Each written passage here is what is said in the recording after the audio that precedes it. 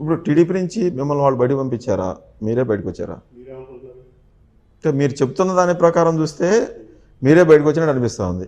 కానీ మీరు చేసిన దాని ప్రకారం చూస్తే మీరు అడ్జస్ట్ కావాలి అనే కోరికతో ఉన్నట్టు కనిపించింది. ఎందుకంటే ఢిల్లీలో చంద్రబాబు వస్తే బొకే ఇవ్వమని పక్కన గల్లా జయదేవ్ ఇస్తే మీరు ఆ బొకేకి ఒక స్టోరీ ఉంది తీశారు, పక్కన పెట్టేశారు, ఇవ్వను అని చెప్పారు. అదంతా రిజిస్టర్ అయిపోయింది. సరే, ఆ స్టోరీ మాకు తెలియదు కాబట్టి తెర మీద కనిపించింది మేము అనుకున్నాం.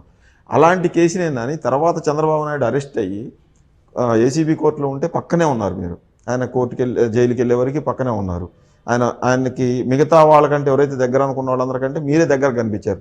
ఇదేంటి కేసునేనా అని అప్పుడు అలా ఉన్నాడు, ఇప్పుడు ఎలా ఉన్నాడు, అప్పుడు చర్చ జరిగింది. అంతేకాదు, మీరు ఎక్కడికో వెళ్ళి మీరు మీ వైఫ్ వెళ్ళి ఆయన బయటికి రావాలి జైలు నుంచి అని పూజలు కూడా చేశారు. చూసారా? పూజలు చేశారా? అదే మాకు రెండు మ్యాచ్ కాలేదు. దానికి బొకేకి ఒక స్టోరీ ఉంది. బొకే నేనేం తొయ్యలే, ఆయన మీద తొయ్యలే. అదేంటంటే నేను ఆ రోజు ఈయన చంద్రబాబు నాయుడు గారు వస్తున్నారని చెప్పి నేను ఎక్కడో ఉన్నా, ఏదో కమిటీ మీటింగ్లో త్రివేంద్రంలోనో కొచ్చిన్లోనో అక్కడ కమిటీ మీటింగ్ ఉంటే నాకు చంద్రబాబు నాయుడు గారు ఢిల్లీ వస్తున్నారు అని కవర్ వచ్చింది. సరే, నాయకుడు అందులో ఇంతకుముందంటే ఒక 16-15 మంది లోక్సభ ఎంపీలు, కొంతమంది రాజ్యసభ 20-10 మంది కనపడేవాళ్ళు ఆయన వస్తే.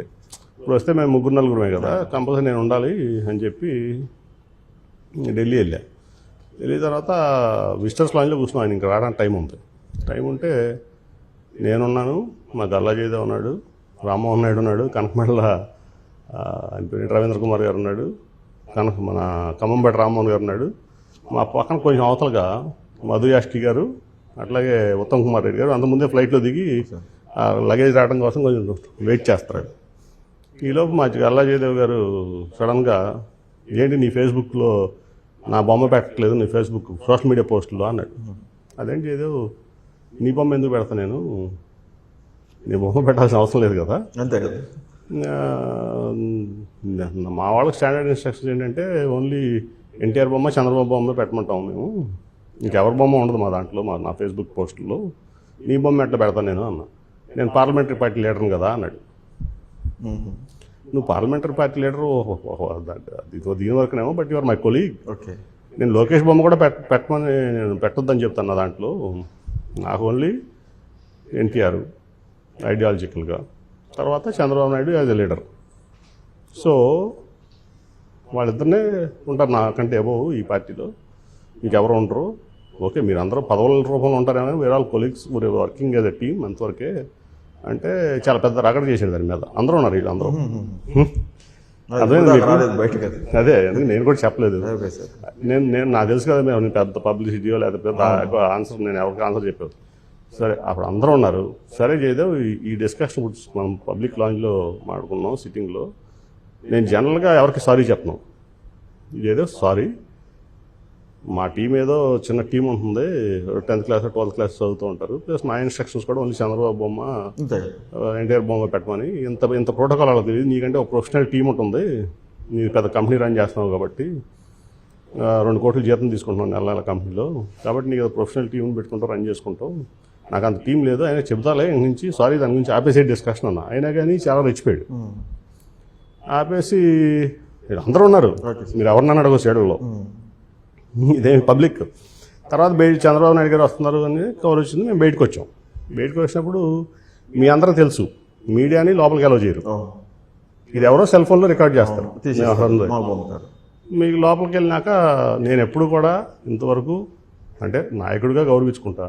రోజు శాల్వాలు వేసో బొకేలు పెట్టో వచ్చినప్పుడల్లానో లేదా కనపడినప్పుడల్లో నేను మీ విధేయుడిని అని చెప్పిన అలవాటు నాకు లేదు, నాకు జనరల్గా లేదు. నేను ఎప్పుడు తీసుకెళ్ళను, బొకేలు తీసుకెళ్ళను, శాలువలు తీసుకెళ్ళను.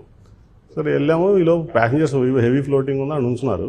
నుంచున్న తర్వాత అతనికి ఏదో లోపల గిల్టీగా ఉన్నట్టుంది. అతను బొకేను శాలువా తెచ్చుకున్నాడు. అతను అనిచేడు ఒకటి ఉంటాయి, ఒక ఆయన ఉంటాడు చిట్టిబాబు అని గుంటూరు నుంచి, అతను ఈయన కలిసి తెచ్చుకున్నారు. తెచ్చుకుని శాలువా కప్పినాక నేను ఇంత దూరంలో ఉంటే బొకే తీసుకొచ్చి నాకు ఇచ్చి నువ్వు కప్ప అంటున్నాడు, నువ్వు ఇవ్వు అంటున్నాడు. నువ్వు ఇవ్వని నేను ఇట్లా అన్నా. అంటే నాకు బ్యాక్ ఆఫ్ ది మైండ్లో జయదేవ్ మీద అట్లా ఉంది. ముందు జస్ట్ అప్పుడే జరిగింది, బయటకు వచ్చాం. దాన్ని కవర్ చేసుకోవడానికి నా దగ్గర ఇప్పుడు ఆయన ముందు ఏదో షోయింగ్ చేస్తాడని చెప్పి నువ్వు ఇవ్వు అన్నా. దాన్ని ఆయన అనుచరుడే దాన్ని రికార్డ్ చేసి ఆ చిట్టిబాబు అని అతను అది బయటికి మీడియాకి పంపించాడు. తప్ప నేను ఎప్పుడూ చంద్రబాబు నాయుడు గారిని, ఎందుకంటే ఆల్ సెడ్ అంటే హీజ్ మై లీడర్, ఆయన పార్టీలో ఉన్నంత కాలం ప్లస్ సీనియర్ పొలిటీషియను. అదే ఈ రాష్ట్రానికి మీరు అంతా చేశారు ఆయన ఈ రాష్ట్రానికి జైల్లో ఈ ఉన్నప్పుడు. రాష్ట్రానికి 14 ఏళ్ళు ముఖ్యమంత్రి చేశాడు.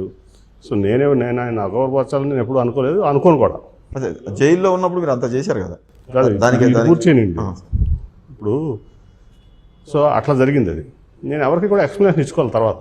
నాకేం అవసరం ఉంది, నాకు తెలుసు, చంద్రబాబు గారికి తెలుసు జరిగింది అక్కడ. తర్వాత మేము జయదేవ్ గారి ఇంటికి వెళ్ళినప్పుడు మీడియాలో ఎట్లా వస్తుందని అచ్చెన్నాయుడు వచ్చి చెప్తే అది చేయలేదు కదా నాని అని ఆయనే అన్నాడు. జయదేవ్ కాదు, చంద్రబాబు గారే అన్నాడు. ఎందుకట్లా వస్తుందని ఆయనే అన్నాడు. సో నేను ఆ బొకే తొయ్యలేదు. అట్లా మీడియాలో అంటే మా కళ్ళకు కనపడేది వేరు, జరిగేది వేరు. ఎప్పుడు కూడా మీడియాలో ఎప్పుడు కూడా పర్సెప్షన్ ఒక రకంగా బిల్డ్ అవుతుంది, జరిగింది వేరు. సో అదేంటంటే జయదేవ్ నాకు మధ్య జరిగినటువంటి సంభాషణ లేకపోతే వాగ్వివాదం. నేనైతే వాగ్వివాదానికి వెళ్ళా. ఆయన బొమ్మ పెట్టలేదని ఆయన కోపం వచ్చింది. నేను ఎవరి బొమ్మ ఎందుకు పెడతాను? సో నీ బొకే నువ్వు వేయించుకోవా అని అన్నా. అది నేను